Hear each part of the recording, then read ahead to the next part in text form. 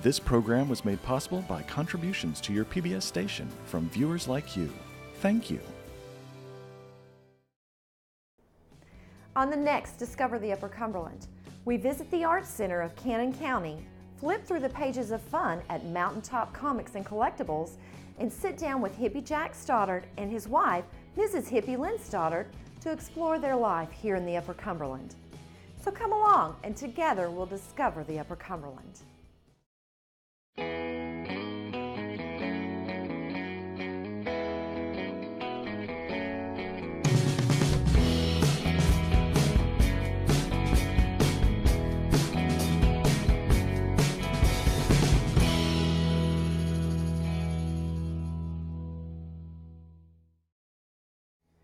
Welcome to Discover the Upper Cumberland. We're so excited to take you out into the Upper Cumberland to visit with talented, interesting people and remarkable places throughout our region.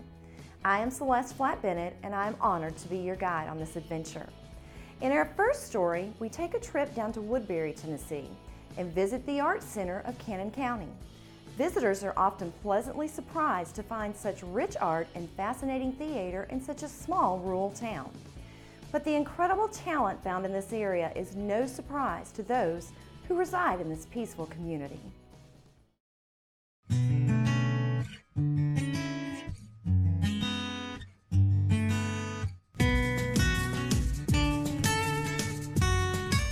We are unique, and there are not many arts centers like us in the surrounding area. And for this particular part of the community, it's a very rural area. And I think that it's interesting. Travelers from all over the country come to see us. And to be honest, I think it's just the love of art that brings a lot of people here. They want to see different places and see different people and the different arts and artists. And I think that artists are a family, I think. In my experience, I think that there's definitely a connection there anytime you meet another artist. We have a lot of artists in this area, a lot. And you know, many of our patrons and some of our artists come from surrounding counties. This county is a small county, so it's kind of surprising we have something this large here. But it works well here. And I would say the majority of our patrons, of course, come from Rutherford because it's such a large county, but we have DeKalb, we have Smith, we have Putnam, we have people from all over that come here.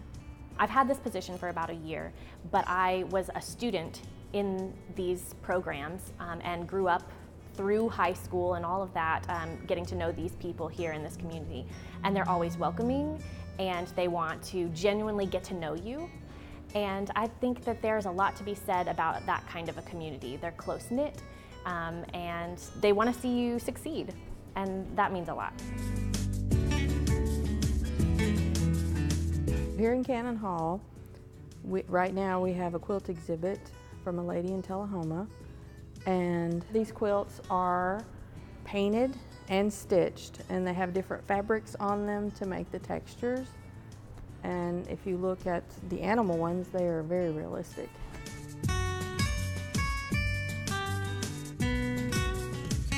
Our basket display is made up of different artist baskets, and these are all owned by the Arts Center now.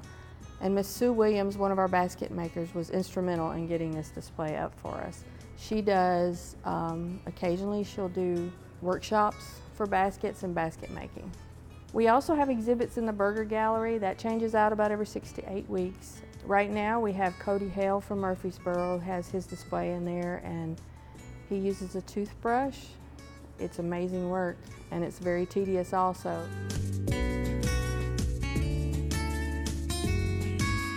Also in our facility, we have 2 businesses that rent part of our space, and it's called the kitchen area, but it's Half Hill Farms and Short Mountain Cultures. And we have a lot of people that come through our door looking for kombucha, looking for tempeh, so they brought a lot of business in also.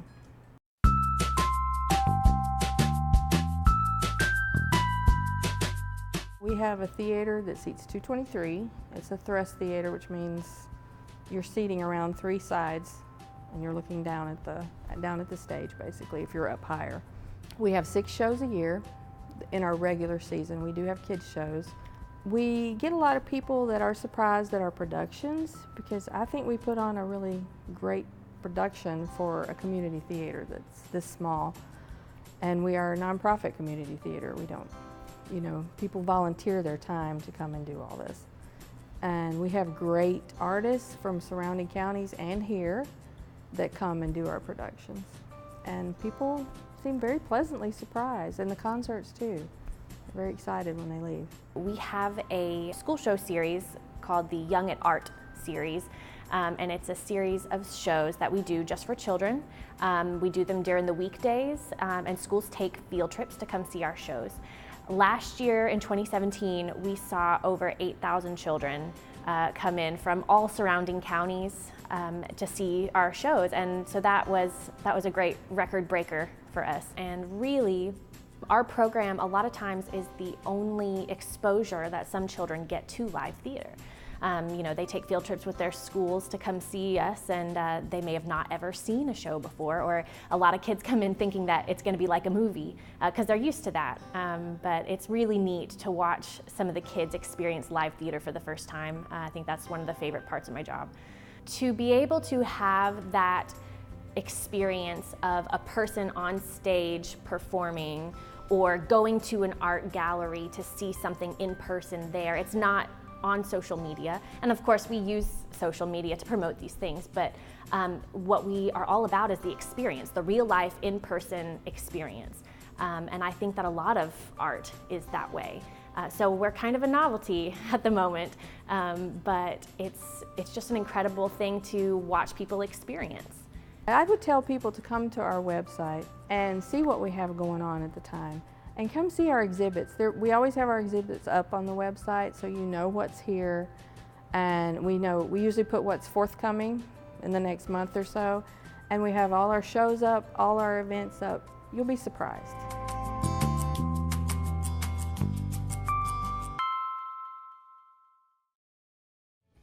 In today's digital world, video screens and monitors are slowly pushing paper into the background. But there's a place in Cookeville, Tennessee that brings paper back to the foreground with dazzling colors and exciting stories and fun for all ages. Come with us to Mountaintop Comics and Collectibles and see how comic books are not just a thing of the past.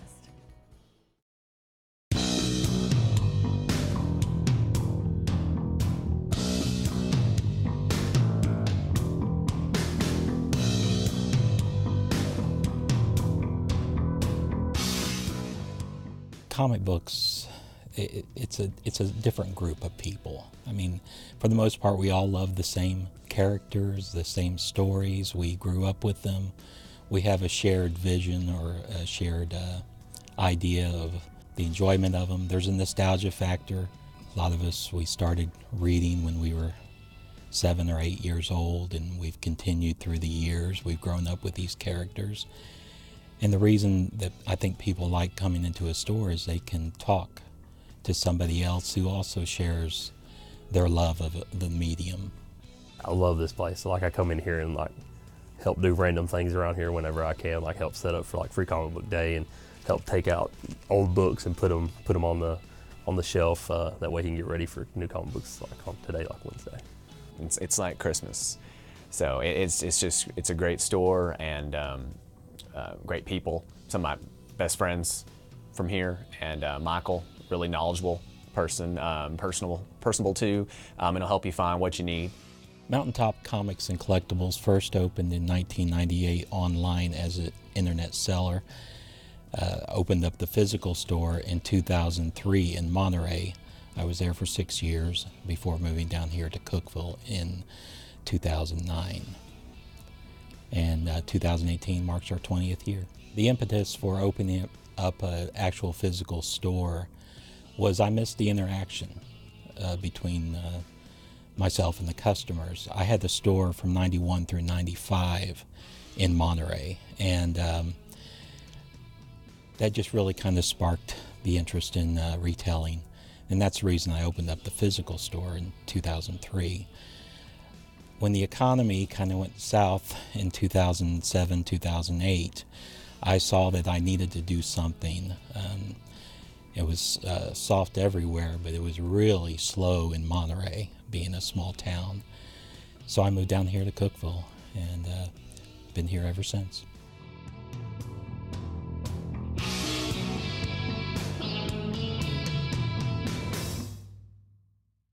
I was into them when I was a kid, but I didn't really start reading them a lot until I got to college. Amazing Spider-Man, Captain America, Ninja Turtles, like that a lot. When I first started, Iron Man was the only one I ever got. It's the only one I could ever afford, and it still is my favorite. And Amazing Spider-Man, it's really good. You gotta believe the hype. It's just as good as the movies, if not better. I think better. Yeah, let's go with better. Right now, like one of my favorite books is Black Hammer. It's written by Jeff Lemire and art by David Rubin. And the X-Men's always kind of a go-to, and they've got like 8 books running at a time, any given time. Well, today is Wednesday, which is New Comic Book Day every week. I actually pick up my comics on Tuesday. I drive over to UPS and then pick up the shipment, although I can't put them out on the shelves until Wednesday. I come in and unload everything in here, open up all the boxes, count the comics, make sure they're not damaged. I bag and board them to protect them while they're on the shelves, and that also gives the buyer the opportunity to protect their comics as well. They don't have to deal with buying bags and boards for them. Here I'm dealing with usually between 700 and 800 copies a week. It's a good variety too. And when you look for a comic book store, you want you look for the current stuff, but you also want to pay homage to the older stuff too. You want to look for that older stuff, and he's got a little bit of both. And he's got trendy stuff like the Funko Pops and the action figures and the statues. So there's a little bit of everything for just about anybody. I would just tell them to come down here and look at the trades that Mike offers and pick up one that looks interesting, because there's a lot of variety over there, and see what they like. It can be kind of daunting because, as you can see, there's hundreds of titles, and a lot of the characters have 40+ years of continuity behind them. You know, Batman and Superman have been around for 75+ years. I always try to find out, you know, what they're into, if they like a certain character from a movie or a cartoon, or they play a certain video game, and also the age of the person involved. If it's a younger kid, I have comics that are geared towards all ages. And if they're older, in their teens, we also have comics that are more suitable for them. And while they may not be able to start right at the very beginning on a character, we can maybe find a good place to jump on. And really, the companies do a pretty good job of doing that.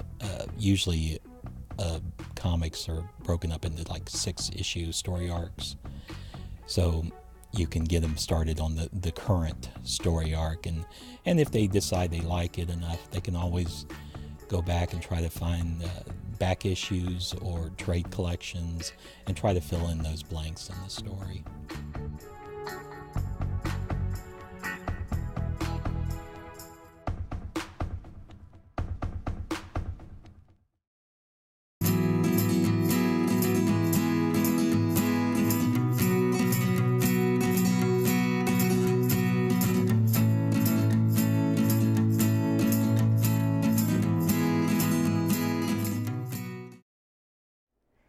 Jack Stoddart, otherwise known as Hippie Jack, came to Overton County, Tennessee several years ago, along with his wife Lynne, and found themselves in the perfect location to pursue their passion for photography.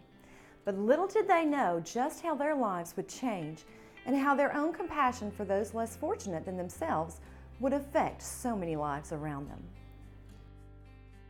We're here today with Hippie Jack, and we're out on the farm in Overton County. Thank you for letting us come out and talk to you today. How are you? We're in our element here on the farm. This is where we belong. So the inspiration behind your photography is not the beauty of the area so much as the beauty of the people that you found here. Right, and the history. And the history. I mean, what is photography really if it isn't to preserve history? I mean, Matthew Brady to me was like one of the very first that just jumped on it for that reason. Because when you think about it, and particularly with film photography, you really are getting a mirrored image, a very real slice of that exact moment in time.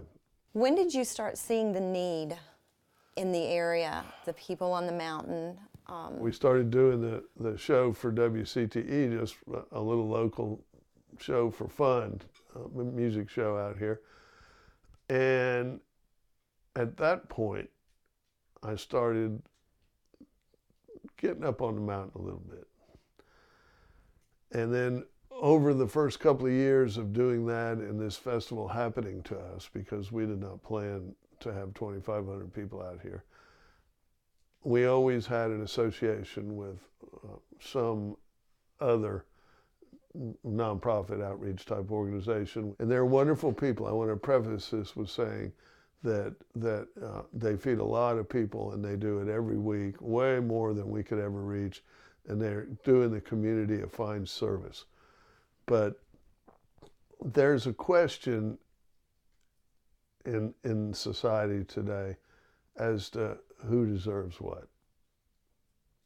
And they were drawing that line a little bit. And I just simply began to distribute it for us. We would rather than take it to a middleman, we would just load up the bus and go up the mountain. We had no rules about our distribution. When we went up the mountain, we told people that they could have whatever they wanted. As if it's on the bus and you feel you need it, you get it. The number one question we get, and I get this from both sides of the philosophical spectrum, they ask me, they say, aren't you afraid they'll take too much? When we go on the mountain, the biggest problem we have is getting people to take enough. And we find ourselves constantly trying to put more into their boxes or their bags. So if someone out there wants to contribute to your outreach program to help the folks up on the mountain, how do they do that? The simplest way is to go to our website. You can go to jammin@hippiejacks.com, and there's a donate button there, and you can earmark those donations as well. Now, food donations, clothing donations, toy donations, people come to the farm. It's the craziest thing, Celeste.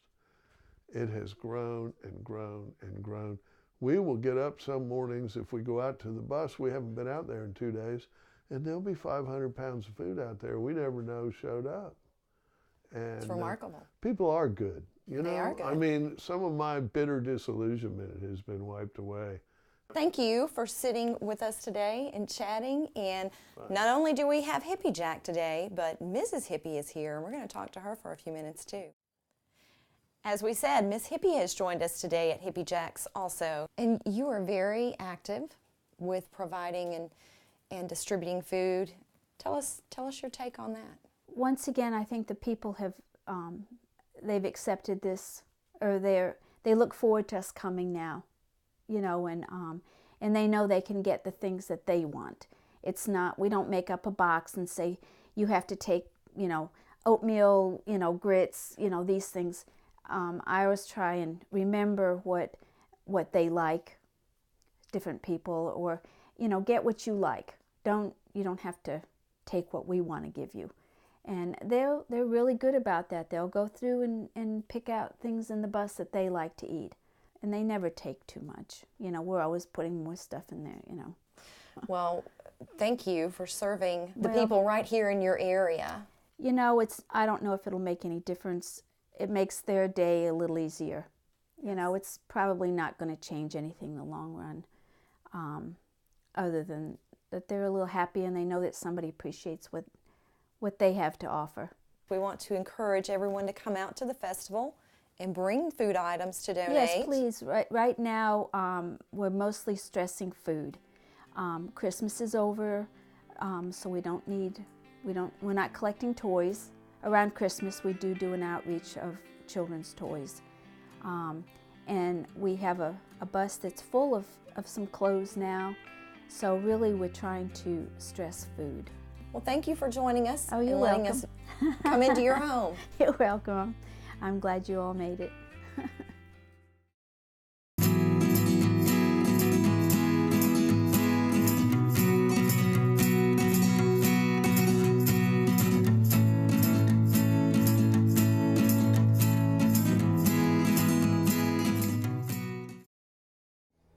Last season, we brought you a story about how the dam on Roaring River in Jackson County was being removed to help bring different species of fish and animals into the area. This season, we take a trip down the river to see how the landscape has changed along the banks of the scenic Roaring River.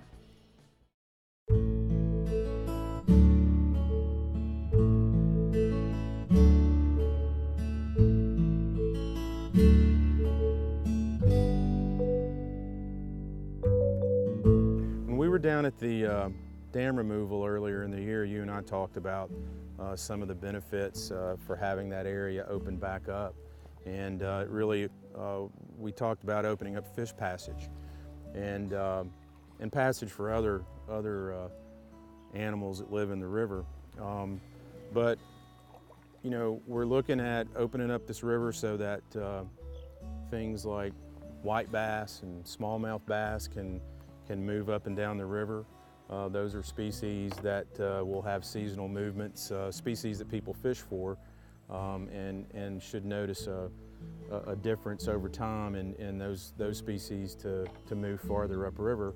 There are also a group of fish called red horse, and we typically see them congregate below the dam in the early spring, late winter, and they're trying to get upriver to places like this that we're looking at, shoals and areas for spawning.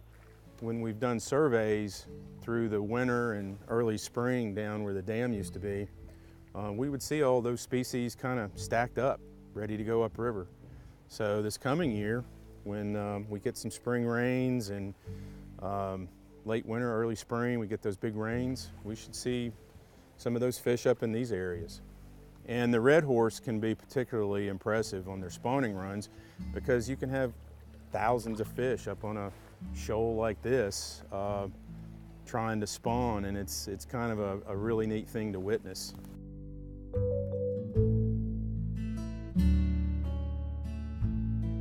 We've just kind of gotten to the point where the influence of the dam reached. We're about a mile from the site where the dam was located. Didn't see a big difference up here. The water dropped a little bit. You know, there was a lot of concern locally about whether this particular area would just be dried up. People were very concerned about it, and we had a pretty good idea that wasn't going to happen. It was nice to see. We had just a very slight change of depth up here.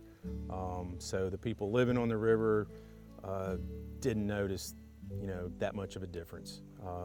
The biggest difference that we'll see is when we get closer to the dam, we'll see those riffles and shoals that have formed, and it was got a lot of positive feedback from people once they realized that we weren't going to dry them up here. As we get farther downriver into the area that was impounded by the dam, we're going to see some new riffles and shoals, new runs established, things that were just still water, places that were just still water before the dam was removed. And that's kind of another aspect of the dam removal project, is that you actually gain habitat. You don't necessarily get an opportunity in this day and age to gain new aquatic habitat, and you know, it wasn't miles and miles of river, but it did create some nice riffles and shoals and change that particular area in what we view as a positive way. When the dam was in place, the section that we're floating through now would have been mostly still water, very little current, and as you can see what we're going through here, we've got nice currents, and it's pretty neat to see how the habitat changed.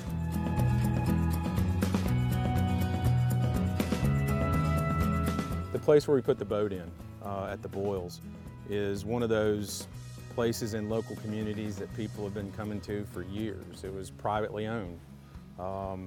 And when our agency had the opportunity to buy it, we purchased it, secured it in public land, and with our wildlife management areas, they're open to the public. during the hunting seasons. You know, our licensed hunters are out here hunting, and I wouldn't encourage people to get out and roam the woods during hunting season. But outside of those hunting seasons, you can come enjoy these areas. You don't have to have a hunting and fishing license to come sit on that gravel bar and swim. But yeah, it's there for folks to just come and enjoy, and enjoy a state scenic river.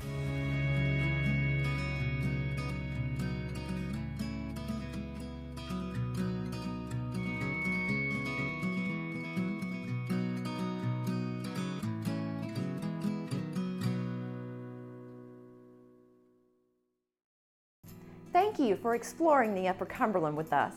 For more information on this show, visit our website, wcte.org/discover. If you have any story ideas that you think we should feature, email us at discover@wcte.org. I'll see you next time, and together we'll discover the Upper Cumberland.